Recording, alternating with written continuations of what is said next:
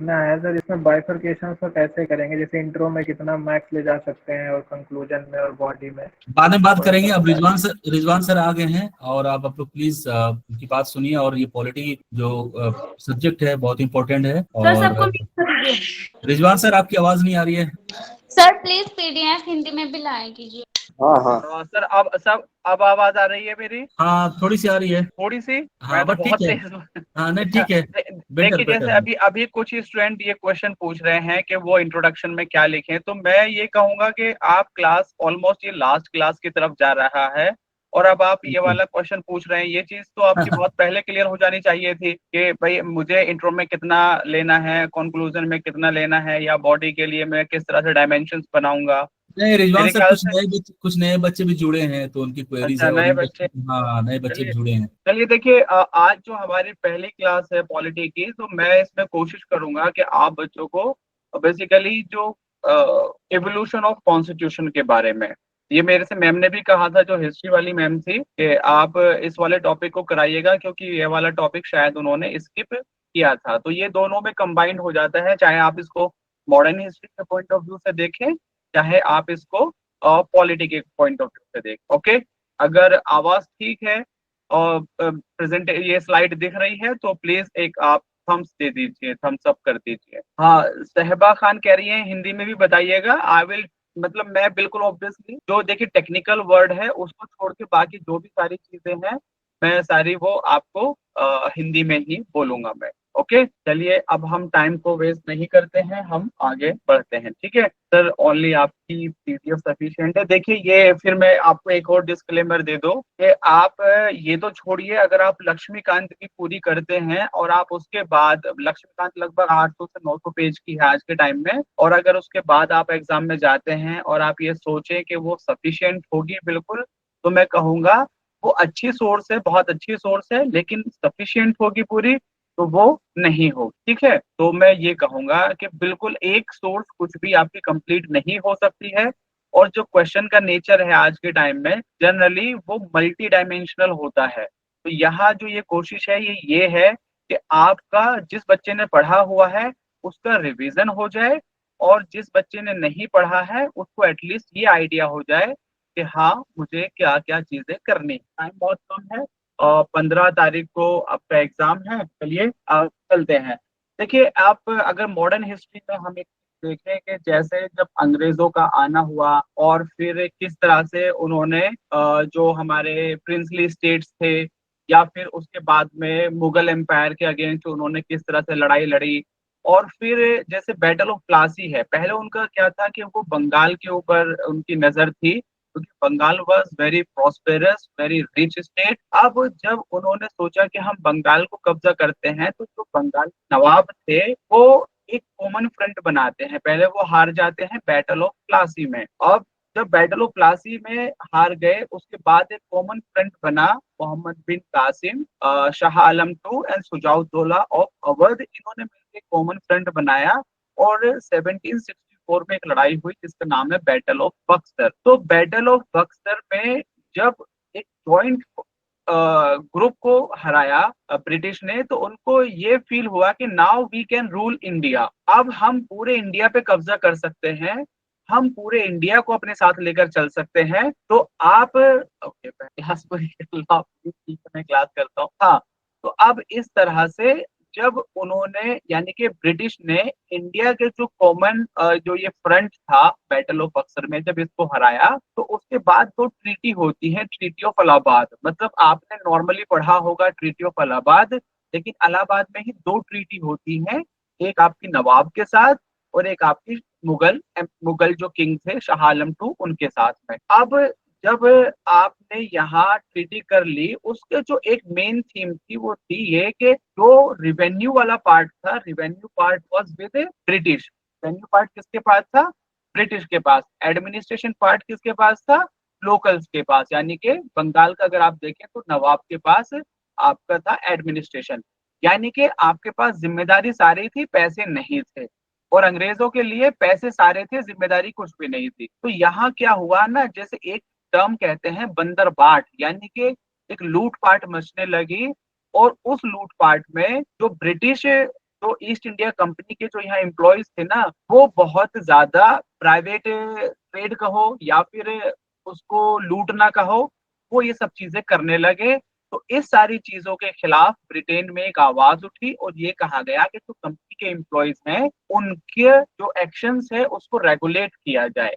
तो उस रेगुलेशन के लिए आया क्या, आपका रेगुलेटिंग एक्ट ऑफ 1773। तो मैं समझता हूं कि आपको ये पॉइंट समझ में आया होगा कि आखिर जरूरत क्यों पड़ी थी रेगुलेटिंग एक्ट की। अब से पहले आपने पढ़ा होगा कि रेगुलेटिंग, लेकिन जरूरत इसलिए पड़ी कि वहां बंदरबाट यानी कि एक जैसे एक कहिए कि सब लूटपाट में लगे हुए थे, लूटपाट मची हुई थी। और ब्रिटेन में कुछ ऐसे लोग जो यहाँ नहीं थे, यानी कि जो उस लूट का हिस्सा नहीं थे, वो नहीं चाह रहे थे कि सारी लूट जो वहां इंडिया में पोस्टेड है वही करे। उन्हें इस तरह से दिखाया कि इनको सबको रेगुलेट किया जाए। तो अब हम देखेंगे फीचर्स जो आपको रेगुलेटिंग एक्ट ऑफ 1773। इसी तरह से आप देखेंगे जब हम 1773 तक कि किस तरह से इंडिया का कॉन्स्टिट्यूशन एक्सिस्टेंस में आया। तो ये एक लड़ाई होगी, मूवमेंट होगा, एक एक्ट आएगा, फिर एक लड़ाई होगी, एक मूवमेंट होगा, फिर उसको पैसिफाई करने के लिए एक्ट आएगा।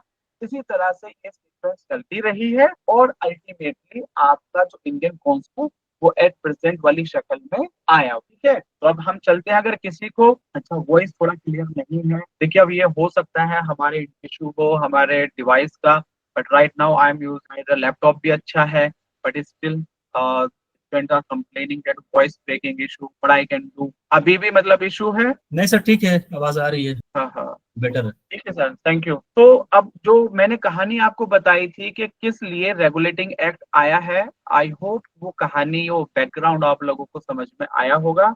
अब हम चलते हैं 17 का जो रेगुलेटिंग एक्ट है।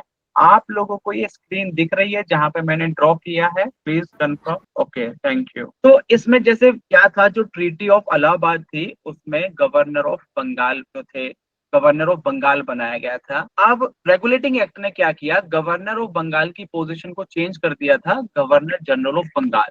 जनरली ये क्वेश्चन कई बार पूछा गया है कि who was the first governor. आप जो ना क्वेश्चन को पूरा पढ़िएगा। Who was the first governor of Bengal, who was the first governor general of Bengal, who was the first governor general of India, who was the first viceroy of India. अब देखेंगे, देखिए अगर आप यहाँ भी टर्मिनोलॉजी देखेंगे तो आप देखिए किस तरह से एवोल्यूशन हो रहा है। पहले सिर्फ गवर्नर ऑफ बंगाल, फिर गवर्नर जनरल ऑफ बंगाल, फिर आप उसके ऊपर गवर्नर जनरल ऑफ इंडिया, फिर उसको रिप्लेस करता है वाइसरॉय। तो आप इस तरह से जब आप पढ़ें तो आप किसी भी एक चीज को पकड़ें और ये देखें कि उसका एवोल्यूशन किस तरह से हो रहा है, किस तरह से वो चीज बढ़ रही है। तो ये पहले कौन थे आपके गवर्नर जनरल? आपके लॉर्ड वॉरेन हेस्टिंग थे। ये इसके बारे में एक और टर्म है, he was the longest serving governor general of Britain, longest serving governor general of east India company, ये थे यहाँ पर। और एक इन्होंने सुप्रीम कोर्ट स्टैब्लिश किया था कैलकाटा में। अब मैं बच्चों से एक क्वेश्चन पूछना चाहूंगा, what was the difference between, क्या डिफरेंस था आपका जो सुप्रीम कोर्ट ये स्टैब्लिश किया गया है 1773 में और जो प्रेजेंट डे सुप्रीम कोर्ट है? अगर कोई भी बच्चा कमेंट करके करना चाहे तो मैं मतलब मुझे काफी अच्छा लगेगा। प्लीज, मैं 1 मिनट का ही टाइम दूंगा, ज्यादा नहीं। तो अगर कोई उसमें बोलना चाहे शॉर्ट में भी लिखेगा तो अच्छा है। आप लोग कुछ बोलना चाहते हैं, बोल दीजिए सबको। सर पहले की सुप्रीम कोर्ट के Sir, pass can you repeat the question? नहीं था, तो क्वेश्चन इज, सुप्रीम कोर्ट के पास है। तो आपका सुप्रीम कोर्ट स्टैब्लिश किया गया रेगुलेटिंग एक्ट में, उसमें और जो present judgement was given based on according to the Hindi laws and governor के पास सुप्रीम कोर्ट से ज्यादा पावर थी। क्या थी? सर पावर ज्यादा थी गवर्नर। सर क्वेश्चन रिपीट कर दें। सर पहले अच्छा नहीं, सर जो 1773 वाला नहीं अब आप बहुत सारे लोग बहुत कुछ Only बोलेंगे, over- आप सब लोग चुप हो जाइए। वेस्ट हाँ, हाँ। बंगाल, but सर सबको म्यूट कर दीजिए। हाँ हाँ आप हो जाइए सर, सबको म्यूट कर दीजिए। एक बच्चे ने बड़ा अच्छा बहुत एक वर्ड में, एक लाइन में जवाब दे दिया था। तो ये सुप्रीम कोर्ट है, इसका सिर्फ नाम सुप्रीम कोर्ट है, बट ये लोकल था, लोकल कोर्ट था ये। और जो आज का सुप्रीम कोर्ट है that is federal court. Federal court वो होता है जो आपका स्टेट और सेंटर दोनों के लिए जो सुनवाई करता है दोनों के लिए, यानी कि आपके प्रोविंसेस हो या फिर यूनियन हो या फिर आप कहिए यूनियन और स्टेट्स, दोनों के लिए है। अच्छा, वॉइस का कुछ ज्यादा इशू हो रहा है तनवीर सर? जी आ रही है, आवाज आ रही है। आपने बच्चे बोल रहे हैं तो मुझे लग रहा है कि ज्यादा इशू हो रहा है। नहीं नहीं, मैंने म्यूट कर दिया उनको। अच्छा अच्छा, नहीं ठीक है। हाँ, तो अभी हमने क्या देखा, रेगुलेटिंग एक्ट में गवर्नर जनरल ऑफ बंगाल किसको बनाया था, वॉरेन हेस्टिंग को सुप्रीम कोर्ट स्टैब्लिश किया गया था। और इसमें सुप्रीम कोर्ट के बारे में एक और चीज है जो थोड़ा फैक्चुअल है, यहाँ पर नहीं है। Who was the chief justice of this supreme court? Who was the chief justice of this supreme court? Elijah Impey. Elijah Impey was the जो चीफ जस्टिस थी आपके सुप्रीम कोर्ट ऑफ, जो कैलकाटा में है। Elijah Impey, very good Sameer, good. उसके बाद में private trade जो था, देखिए जो मैंने आपको एक पॉइंट बताया था कि वहां पर क्या हुआ था, एक मतलब हर किसी में एक ये होड़ लगी हुई थी कि ज्यादा से ज्यादा वो कमा लें, तो private trade off the servant was prohibited. क्या किया था प्राइवेट ट्रेड? असल में यही करना था उनको, क्या चीज करनी थी असल में, प्राइवेट ट्रेड जो था इसको प्रोहिबिट करना था, ताकि जो बेनिफिट है वो British East India company as a whole वो कर सके और वो ब्रिटेन में उसके फायदे को पहुंचा सके और वहां गवर्नमेंट उसको जिस तरह से जैसे चाहे वैसे उसको डिस्ट्रीब्यूट कर सके। तो ये जो पॉइंट है आपका, private trade off the servants was prohibited, control of British company on. अब यहाँ एक चीज और है, अब जैसे आप एक टर्म देखेंगे रेगुलेटिंग एक्ट में, एक चीज बनी court of director. Court of director वो किसी तो कंपनी के कॉमर्शियल फंक्शंस को देखेगा। अब आप देखिए यहाँ क्या हुआ, पहले तो जो प्राइवेट ट्रेड था उसको प्रोहिबिट किया, फिर जो आपका कॉमर्शियल फंक्शन है उसको देखने के लिए भी एक बॉडी बना दी जिसका नाम था कोर्ट ऑफ डायरेक्टर। यानी कि अब आपने कंपनी के फंक्शंस को रेगुलेट कर दिया। और यहाँ पर मैं एक बार फिर से रिपीट करता हूँ, गवर्नर जनरल ऑफ बंगाल, आपका गवर्नर जनरल ऑफ बंगाल बनाया गया, वॉरेन हेस्टिंग को सुप्रीम कोर्ट एस्टेब्लिश किया गया, प्राइवेट ट्रेड जो था उसको प्रोहिबिट किया गया, और कंपनी के जो आपका कॉमर्शियल फंक्शन था उसको मैनेज करने के लिए, उसको देखने के लिए एक बॉडी को एस्टेब्लिश किया गया जिसका नाम था कोर्ट ऑफ डायरेक्टर। अब जब एक चीज है, जब 1773 एक्ट चला, और यहाँ सना खान बोल रही है, एक चीज और थी यहाँ पर, यहाँ आपके जो गवर्नर जनरल को असिस्ट करने के लिए एक कमेटी बनाई गई थी जिसमें एग्जीक्यूटिव काउंसिल, जिसमें 4 मेंबर थे। गवर्नर जनरल को असिस्ट करने के लिए एक कमेटी बनाई गई, काउंसिल बनाई गई जिसमें 4 मेंबर थे।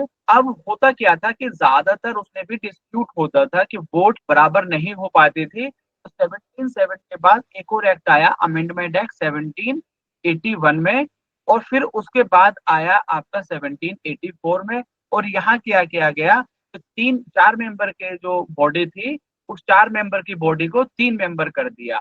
उस 4 मेंबर की बॉडी को क्या कर दिया, 3 मेंबर कर दिया। और अब जो है मेजोरिटी से डिसीजन लिया जाएगा, और जहां आपका जो गवर्नर जनरल होगा उसकी मेजोरिटी को मान लिया जाएगा। तो सिर्फ उसको 1 वोट की जरूरत थी, पहले उसको मिनिमम 2 वोट की जरूरत थी, अब उसको सिर्फ 1 वोट की जरूरत है। 1 वोट होते ही वो डिसीजन ले सकता है। तो जो पहले उसके डिसीजन में दिक्कत आ रही थी उसको 1781 के जो अमेंडमेंट एक्ट है उसने खत्म किया, और उसके बाद 1784 का एक्ट आता है, पिट्स इंडिया एक्ट। अब 1773 आपने देखा कोर्ट ऑफ डायरेक्टर, यहाँ पर बनते हैं कोर्ट ऑफ डायरेक्टर, तो कमर्शियल फंक्शन देखेंगे। अब जो ब्रिटिश ईस्ट इंडिया कंपनी है उसका एवोल्यूशन हो रहा है, अब उसमें सिर्फ ना कि कॉमर्शियल फंक्शन है बल्कि उसके पॉलिटिकल फंक्शंस भी। अब पॉलिटिकल फंक्शंस के लिए एक अलग बॉडी बनाई गई। कॉमर्शियल फंक्शंस के लिए थे कोर्ट ऑफ डायरेक्टर, और पॉलिटिकल के लिए थे board of control. Court of director किसके लिए थे, कॉमर्शियल के लिए, और पॉलिटिकल के लिए थे बोर्ड ऑफ कंट्रोल। ये आपका यहाँ पर चेंज हुआ, यानी कि ऐसा भी पूछा जा सकता है कि आपका किस एक्ट के थ्रू आपका जो कंपनी के फंक्शंस थे उसको डिवाइड किया गया था। तो पिट्स इंडिया एक्ट डिवाइडेड थी functions of the company into commercial and political। अब जैसे यहाँ नीचे यही लाइन लिखी है, कॉमर्शियल फंक्शंस को कोर्ट ऑफ डायरेक्टर देख रहे थे, पॉलिटिकल फंक्शंस को बोर्ड ऑफ कंट्रोल देख रहे हैं। अब इसी चीज को डबल गवर्नमेंट बोलते हैं, यानी कि कॉमर्शियल फंक्शन और पॉलिटिकल फंक्शंस जो यहाँ पर इस्टेब्लिश हुए उसी को आपका डबल गवर्नमेंट का नाम दिया गया। और एक जो यहाँ बहुत इंपॉर्टेंट चीज है, ये कई बार मैंने क्वेश्चन देखा है, तो इंडिया में जो ब्रिटिश कंपनी की जो टेरिटरी उसको पहली बार ब्रिटिश पोजेशंस इन इंडिया माना गया। क्या माना गया, ब्रिटिश पोजेशंस इन इंडिया किस एक्ट के तहत माना गया था? ईस्ट इंडिया एक्ट ऑफ 1784 के तहत उनको माना गया। और यहाँ जैसे वहां सिर्फ कंट्रोल की बात थी 1773 में, 74 में ब्रिटिश गवर्नमेंट का सुप्रीम कंट्रोल हो गया था ओवर द कंपनीज फंड। तो धीरे धीरे आप देखेंगे कि आपको इस तरह से, देखिए अब जैसे समीरा बोल रही है लोकल गवर्नमेंट, अब क्या है ना, एक एक जो एक्ट आता है, फॉर एग्जांपल जैसे आप हम पढ़ते हैं बलवंत राय मेहता कमेटी या एल.एम. सिंघवी कमेटी। अब उसका हम जैसे एल.एम. सिंघवी कमेटी का हम एक देखते हैं कि उसने 2 टियर सिस्टम बोला था और कॉन्स्टिट्यूशनल के लिए बात की थी, लेकिन अगर देखा जाए असल में तो उसने लगभग 132 रिकमेंडेशंस दिए थे। अब जैसे समीरा बोल रही है कि और भी कोई पॉइंट है, तो ऐसे जो है ना, अब 1784 जो एक्ट है उसमें कोई ये सिर्फ 5 पॉइंट नहीं बोले होंगे, कम से कम 50 पॉइंट बोले होंगे। लेकिन जो यहाँ मोटा था या जो एटलीस्ट आपको याद होना चाहिए, मैं वो बताने की कोशिश कर रहा हूँ। बाकी आप जो है इस चीज को अगर आपको पता है बहुत अच्छा है, तो ऐड करते रहिए। बाकी अगर शेयर करेंगे तो दूसरे बच्चे भी इसको देखते हैं, ठीक है। तो इस टॉपिक का मेरा मैं बहुत अच्छी बात है, इसमें कोई मैं ऐसा नहीं, बट मैं ये बताना चाह रहा हूँ अपनी साइड से कि आप इस तरह से पॉइंट बहुत सारे होते हैं। ओके, तो 1773 हो गया, 1784 हो गया, इसके बाद आपका एक तक यहाँ उससे भी पहले एक एक्ट है आपका 1813। 1813 में अब बेसिकली जैसे हम फिर उसी चीज को देखेंगे कि ब्रिटिश ईस्ट इंडिया कंपनी के जो एम्प्लॉयज हैं उनकी एक्टिविटीज को कंट्रोल करने के लिए 1773 एक्ट आया था। अब क्या है ना, ईस्ट इंडिया कंपनी को था बहुत ज्यादा फायदा, तो जो ब्रिटेन में जो दूसरी और कैपिटलिस्ट क्लास थी उनकी साइड से डिमांड हो रही थी, आवाज उठ रही थी कि भाई सिर्फ सारा फायदा जो है वो सिर्फ कंपनी थोड़ी ना लेगी, हम भी तो उस हिस्से का पार्ट बनना चाहते हैं, उस मतलब हम भी वो मुनाफा लेना चाहते हैं।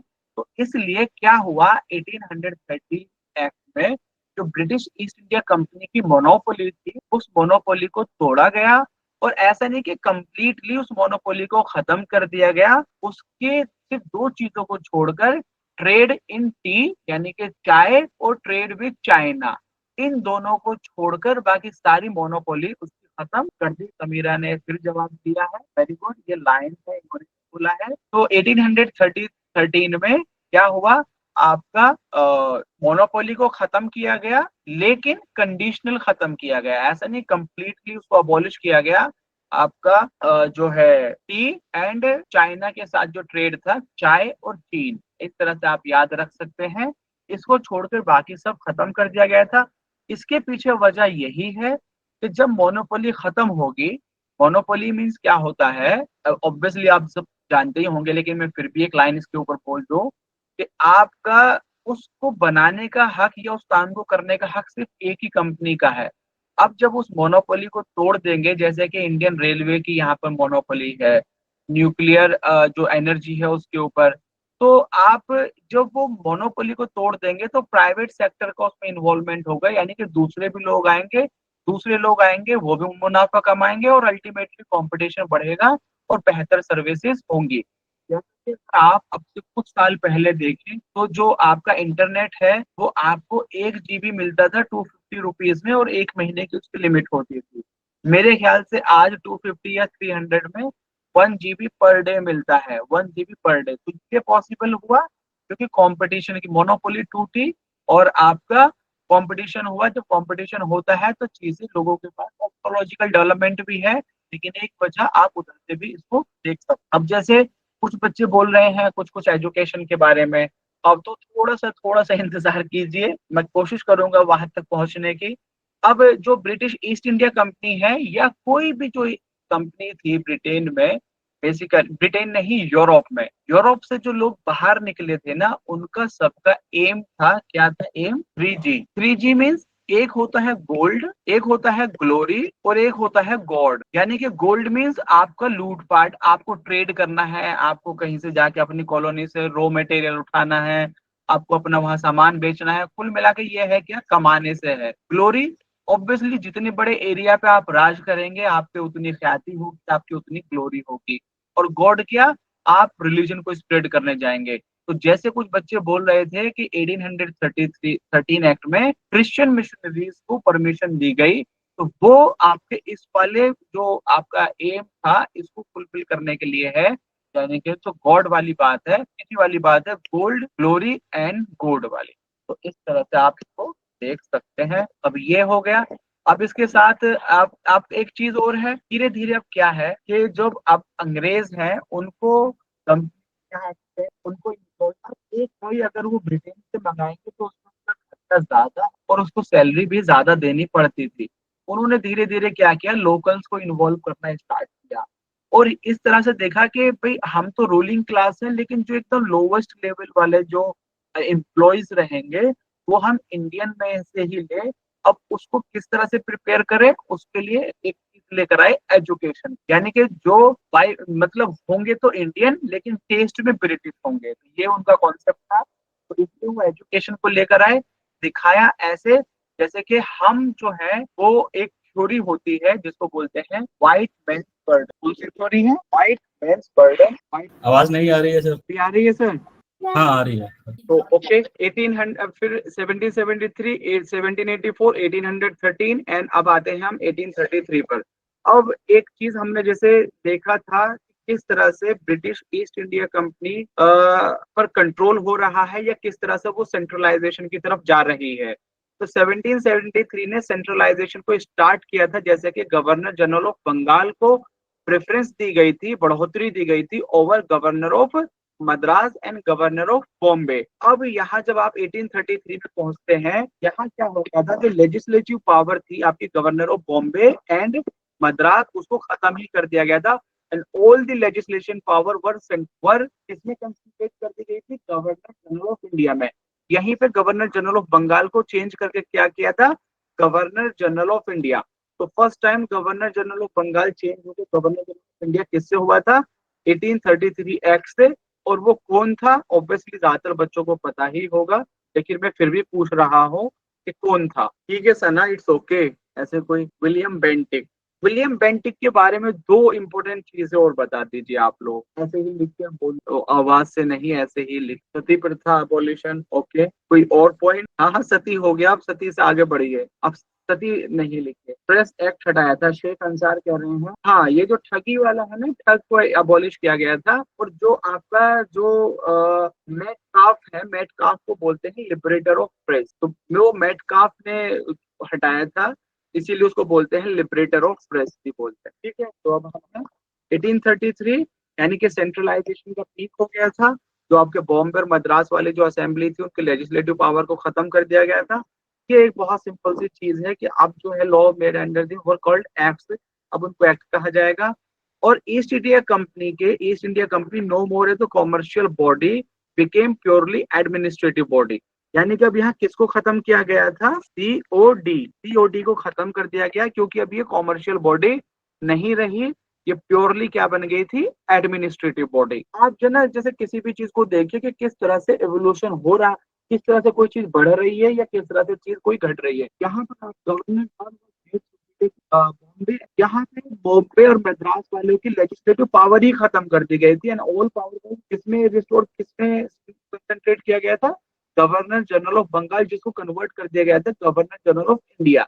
यानी कि गवर्नर जनरल ऑफ इंडिया के अंदर सारी पावर कंसंट्रेट हो गई थी। और ईस्ट इंडिया कंपनी क्या बन गई थी, प्योरली कॉमर्शियल बॉडी। वो मतलब कॉमर्शियल बॉडी खत्म कर दी गई थी एंड प्योरली बॉडी बन गई। ओके, अगर कोई ठीक है, एक और एक्ट कर लेते हैं, फिर पूछता हूँ ये वाला क्वेश्चन। Charter act of 1853। अब जैसे अगर आप देखें, हमने एक बात यहाँ पर हमने जो भी रूल्स रेगुलेशन को है पहले ऑफ इंडिया, लेकिन क्या किया गया, इसको यहाँ आप पहुंचेंगे तो डिवाइड कर दिया गया, separate legislative and executive function. आप एक लेजिस्लेटिव बॉडी बनेगी और एक एग्जीक्यूटिव बॉडी बनेगी। तो ये दो बॉडी जो है ये अलग अलग काम करेंगे, ये कानून बनाने का काम, ये कानून को इम्प्लीमेंट करना। और जो ओपन कॉम्पिटिशन है आपका सिविल सर्विस में, ओपन कॉम्पिटिशन सिस्टम 1833 में बात कही गई थी कि ओपन कर दिया जाए, लेकिन ओपन किया किसमें था, 1853 में ओपन कर दिया गया था open competition system for recruitment of civil servants. It extended company's rule, ये ठीक है। और the first time they introduce local representation. First time जो लोकल रिप्रेजेंटेशन स्टार्ट हुआ है, और वो पहले किस में हुआ है, लेजिस्लेटिव काउंसिल में हुआ है। अब आप मुझे एक बहुत सिंपल सा क्वेश्चन है, लेजिस्लेटिव काउंसिल में सबसे पहले किसको ऐड किया गया था, और जो एग्जीक्यूटिव मीडियम को प्रोड्यूस। रहमत साहब, मैं आपको समझ सकता हूँ कि भाई देखिए आवाज का इशू हो रहा है, इसीलिए बच्चे सब गुस्सा हो रहे हैं। आवाज सर आवाज नहीं आ रही है आपकी। अभी ठीक है सर, मैंने हेडफोन भी चेंज किया। हाँ अब ठीक है, आ रही है। तो रहमत साहब, अब आपको आवाज आ रही है, तो अब रिकॉर्डिंग मैं जो ना, शादिया जमा ठीक कह रही है, मैं कोशिश करूंगा कि मैं रिकॉर्डिंग वाला ही सिस्टम करूं कि ये रिकॉर्ड करके, बल्कि डिजिटल बोर्ड पे वो मेरे ख्याल से वो ज्यादा बेहतर रहेगी। आप कह रहे हैं कि क्वेश्चन रिपीट करने के लिए, तो मेरा क्वेश्चन ये है कि जैसे हम गवर्नर जनरल की जो काउंसिल थी, एग्जीक्यूटिव काउंसिल, दैट वाज, उसको दो पार्ट में डिवाइड कर दिया गया था, legislative council and executive council, जिनके अलग अलग फंक्शन थे। अब पहली बार जो इन लोकल रिप्रेजेंटेशन स्टार्ट होता है वो पहले ऐड हुआ था लेजिस्लेटिव काउंसिल में। So my question was, who were the first persons who were added to the legislative council and who was the first person to be added into the executive council? तो ये है, ये please बताइए मुझे। एक बच्चा कोई बोल रहा था, ठीक उसने लिखा था, एक बार और फिर से रिपीट कर दीजिए, मैं मैसेज देख रहा हूँ। मोहम्मद सरवर अली ने बिल्कुल सही कहा है, तो सर दिनकर नहीं है, खुशबू जाफरी कह रही है, और सर दिनकर नहीं है, और महाराजा पटियाला सर दिनकर राव। ओके, तो याद करने के लिए ऑब्वियसली सादिया, ये तो यूपीएससी ने भी क्वेश्चन पूछा है ना कि आपका जो भी कौन थे, एसपी सिन्हा, और ये भी आपको बहुत सारी फैक्टर चीजें यूपीएससी पूछता है। जैसे फॉर एग्जांपल कि जो आपका कॉन्स्टिट्यूएंट असेंबली बनी थी, उसके पहले चेयरमैन कौन थे, वाज द फर्स्ट चेयरमैन, और बिल्कुल सही बोला आपने, एसपी सिन्हा। अब फिर से अगर वॉइस का इशू है तो मैं फिर क्लास खत्म करूंगा, तो दोबारा से देखूंगा अगर वॉइस का इशू। सर बताइए, आवाज का इशू है तो फिर मैं खत्म करता हूँ। आवाज नहीं आ रही है सर। ठीक है सर, अब इसको जो है ना ऐसे कीजिए, इसको खत्म कर दीजिए, मैं एक बार दोबारा से ज्वाइन करके देखता हूँ इसको। ठीक है, मैं दोबारा से ज्वाइन करता हूँ। दोबारा से मतलब अभी दोबारा ज्वाइन करेंगे आप? हाँ, मैं दोबारा से ज्वाइन करता हूँ। अभी तो ठीक आ रही है आवाज, क्या दिक्कत? बीच में खराब हो रहा है क्या? बीच में रुक मैं रहा तो है? ऐसे ही बोल रहा हूँ, पता नहीं मतलब वो इंटरनेट का इशू है, क्या इशू है। नहीं बिल्कुल, अभी तो क्लियर आवाज आ रही है, तो बिल्कुल सही है। ठीक है, अगर क्लियर है तो थोड़ा सा हाँ। आवाज। हाँ, जैसे कुछ क्या फैक्चुअल चीजें याद करनी पड़ेंगी, ऑब्वियसली कुछ फैक्चुअल चीजें जो है वो याद करनी पड़ेंगी। अब जैसे मैं ही क्वेश्चन ये कह दो, मतलब फर्स्ट टाइम जो ओपन कंपटीशन सिस्टम की बात कही गई थी वो 1813 एक्ट में कही गई थी। प्लीज बताइए ये सही स्टेटमेंट है या गलत स्टेटमेंट है? वेरी गुड शिवांगी गुप्ता, वो बिल्कुल गलत है। फर्स्ट टाइम जो बात कही गई थी वो कही गई थी 1833 में, और उसको इम्प्लीमेंट किया गया था 1853 में। तो इस तरह से आप देख सकते हैं कि किस तरह से यूपीएससी या फिर ये कहिए जामिया आरज़ी किस तरह से स्टेटमेंट को आपको ट्रैप कर सकता है, और यही सब चीजें हैं जो आपको याद रखनी है। तो 1853 एक्ट हो गया, 1853 में आपका लोकल रिप्रेजेंटेशन हो गया, और क्या क्या चीजें हैं, पहले तो separation of legislative and executive function, open competition, एक से कंपनी का रोल एक्सटेंड किया गया ऑब्वियसली। लेकिन अब मैं अगर यहाँ पर आपसे पूछूं तो मेरा स्टेटमेंट सुनिएगा, the company according to 1853 rule was managing both the commercial as well as administrative functions. बताइए ये सही स्टेटमेंट है या गलत स्टेटमेंट? सना खान कह रही है कि हिंदी में पूछूं। सना बेटा ये बताइए, जो 1833 का एक्ट है, मैं उसके हिसाब से ये कह रहा हूँ कि कंपनी यहाँ पर कॉमर्शियल और एडमिनिस्ट्रेटिव या पॉलिटिकल दोनों फंक्शंस को मैनेज कर रही थी। क्या ये सही स्टेटमेंट है? सना आप ही जवाब दीजिए। हाँ, शिवांगी बोल रही है it was a purely administrative function, क्योंकि कॉमर्शियल फंक्शन उसका खत्म कर दिया गया था। East India company no more a commercial body, became purely administrative body. तो 1853 में आप ये भी देखिए कंपनी का किस तरह से चेंज हो रहा है। पहले कॉमर्शियल था, कॉमर्शियल से पॉलिटिकल दोनों हुए, कॉमर्शियल पॉलिटिकल, वहां से फिर आपका कॉमर्शियल को हटा दिया, सिर्फ पॉलिटिकल बचा, यहाँ आगे चले। और अब इससे आगे जब हम चलेंगे 1858 में, तो हम देखेंगे कि कंपनी के रूल को ही अबोलिश कर दिया गया है। तो आप देखेंगे किस तरह से चीजें चल रही हैं। यहाँ पे गवर्नर थे, आपके governor of Bengal, governor of Madras, governor general of Bengal, ये टॉप पर थे, वो दोनों के सबॉर्डिनेट थे। यहाँ पर आकर ये कन्वर्ट हो जाते हैं गवर्नर जनरल ऑफ इंडिया में, और बंगाल मद्रास और जो आपके बॉम्बे है उनकी लेजिस्लेटिव पावर भी खत्म हो जाती है। तो इस तरह से आप इस चीज को देख, तो यहाँ जैसे इसको मेजरली किस तरह से डिवाइड किया गया है, तो कंपनी रूल है और जो क्राउन रूल। क्राउन रूल 1857, जब 1857 की क्रांति हुई, बच्चे जो हिंदी वाले हैं वो भी सुन ले, 1857 की क्रांति के बाद जो है बहुत सारी चीजें ऐसी हुई जो ब्रिटिश जो पार्लियामेंट है या जो ब्रिटिश गवर्नमेंट है या ब्रिटिश क्राउन है उसने उनको चेंज किया ताकि आगे ऐसी कोई भी घटना ना घटे, ताकि आगे ऐसा इतना बड़ा चैलेंज जनरेट ना हो, ताकि आगे आने वाली ऐसी किसी भी चीज को पहले से ही खत्म कर दिया जाए। तो इसलिए बहुत सारे चेंजेस लेकर आए और उन चेंजेस में से एक चेंज ये भी था कि को ही अबॉलिश कर दिया गया और ये कहा कि आप इसको ब्रिटिश पार्लियामेंट चलाए, ब्रिटिश को इसको चलाए, ठीक है। तो ये आगे 1857 सर प्रॉब्लम आ रही है, पता नहीं क्या है वहाँ पे, डिस्टर्ब हो ठीक है। रहा तो सर आप जो है ना खत्म कर दीजिए, मैं फिर इसको मैं देखता हूँ और कोशिश करता हूँ, ठीक है सर। दोबारा ज्वाइन करेंगे या फिर क्या करें? दिख रही है आपकी स्क्रीन? हाँ, सब बच्चे बोल रहे हैं कल के लिए, मैं भी एक लास्ट टाइम ट्राई करता हूँ, अगर ठीक रहा तो ठीक है, नहीं तो कल करेंगे, ठीक है। हाँ हाँ बिल्कुल। हाँ हाँ, तो मैंने जो अभी तक कराया था मैं एक बार उसका क्विक रिवीजन कराता हूँ। नया तो आपका pattern of treaty of Allahabad, treaty of Allahabad और ट्रीटी ऑफ इलाहाबाद के बाद आपका कंपनी है उसने इस तरह से डिवाइड किया कि तो आपका रेवेन्यू पार्ट था वो किसके पास गया, आपका diwani right were given to the British East India company, and जो एडमिनिस्ट्रेटिव पार्ट थे वो किसको दिया गया था, नवाब को दिया गया था, जिसकी वजह से बहुत सारी प्रॉब्लम्स क्रिएट हुई और अल्टीमेटली जो प्राइवेट ट्रेड था वो बहुत ज्यादा था, यानी कि एक बंदरबाट यानी कि लूट मची हुई थी।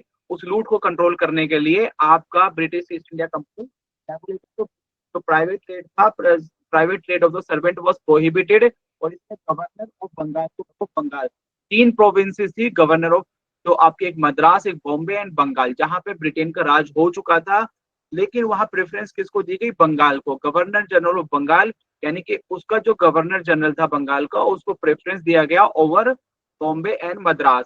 ये हो गया। यहाँ पर सुप्रीम कोर्ट को जस्टिस था, इस कोर्ट का एक चीफ जस्टिस था और 3 मेंबर थे। चीफ जस्टिस का नाम था एलिजा इम्पे और बंगाल के आपका 1770 का 1770 इम्पोर्टेंटली यहाँ पर 1+4 यानी प्लस इस काउंसिल में मेंबर थे के बेस पर वो डिसीजन लेता था, बहुत डेडलॉक होता था। तो it was to 1+3 by 1781 amendment act. अब यहाँ यही चेंज हुआ। अब इसके बाद आता है आपका 1784 का पिट्स इंडिया एक्ट। अब यहाँ से कॉमर्शियल फंक्शन है, लेकिन यहाँ ठीक है commercial as well as political functions को अलग अलग डिवाइड किया गया। इसी डिवीजन के ऊपर उसको डुअल गवर्नमेंट बोला गया। जो कॉमर्शियल फंक्शन है उसको देख रहा था आपका फोटो कैरेक्टर, जो पॉलिटिकल फंक्शन है उसको देख रहा था आपका बोर्ड ऑफ कंट्रोल, और यहाँ पे डुअल गवर्नमेंट को एस्टैब्लिश किया गया। And the first time the British territories in the Indian territories which were occupied by the British East India Company were known as British possessions in India, ये कहा गया।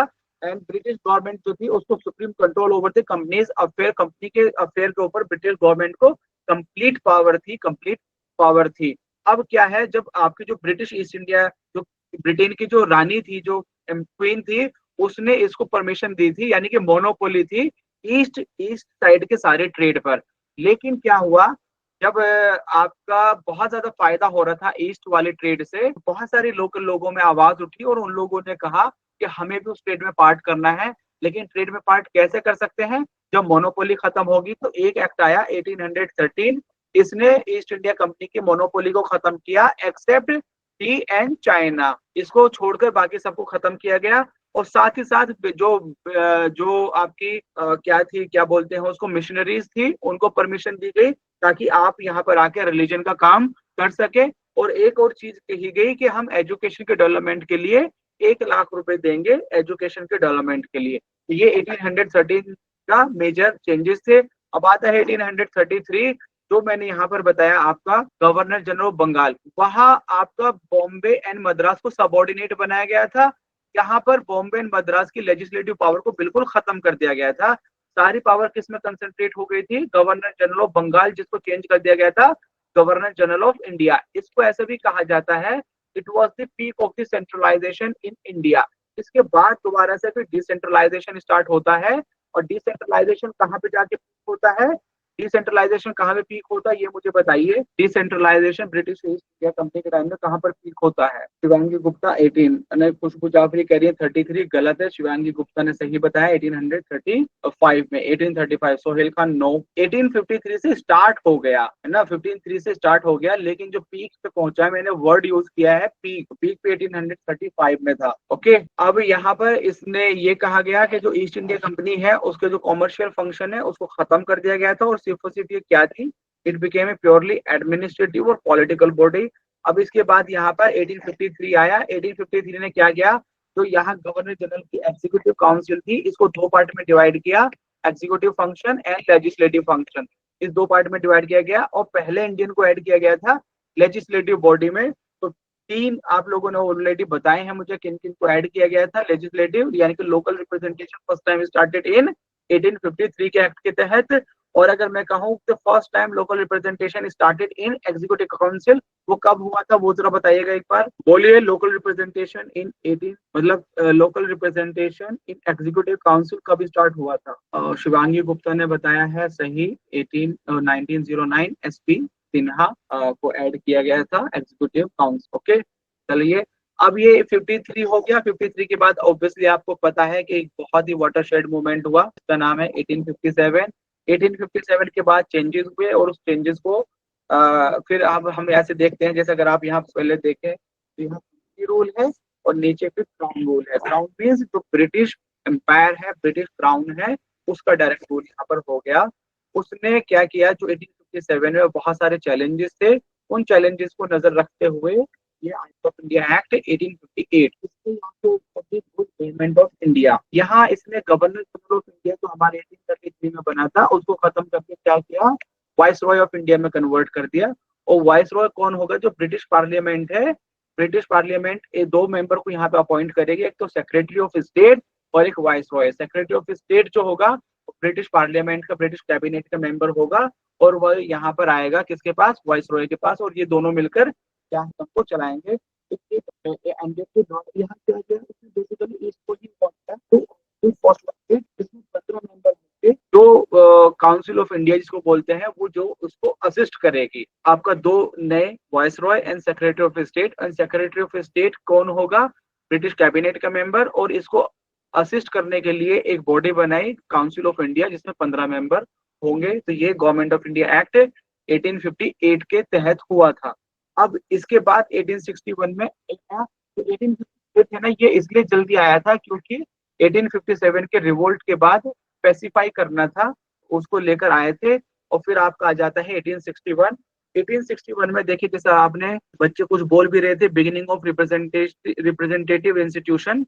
Representative institution का मतलब क्या होता है, ये कोई मुझे बताएगा प्लीज? इतना भी टफ नहीं है कि सब लोग चुप हो गए, बहुत सिंपल सी चीज है। रिप्रेजेंटेटिव मतलब इंडियन रिप्रेजेंटेशन उसमें बढ़ रहा है, तो ऐसी कोई बहुत ज्यादा ये तो नहीं थी। ठीक है, अब यहाँ क्या है ना, ऑब्वियसली जैसे अब आप देखेंगे कि पहले आपका कहीं कहीं पे गवर्नमेंट थी, प्रोविंसेस थे, अब उसको एक्सटेंड किया गया, new legislative council in Bengal, North West Frontier Province and Punjab. ये इतना ज्यादा इंपॉर्टेंट नहीं है, इंपॉर्टेंट ये है कि 1861 का जो एक्ट है, इसके तहत आपका एक तो पोर्टफोलियो सिस्टम एस्टेब्लिश हुआ था, पोर्टफोलियो सिस्टम, और दूसरा वाइस रॉय के पास पावर आई थी, ऑर्डिनेंस की पावर आई थी। किसकी पावर आई थी? ऑर्डिनेंस इशू करने की पावर आई थी आपका किसके पास, वाइस रॉय के पास। तो दो चीजें यहाँ पर इंपॉर्टेंट है, एक तो आपका पोर्टफोलियो सिस्टम और एक आपका इंडियन लोगों को बच्चे का, बिल्कुल very good, portfolio system establish किया गया एंड आपका ऑर्डिनेंस पावर को इशू किया गया।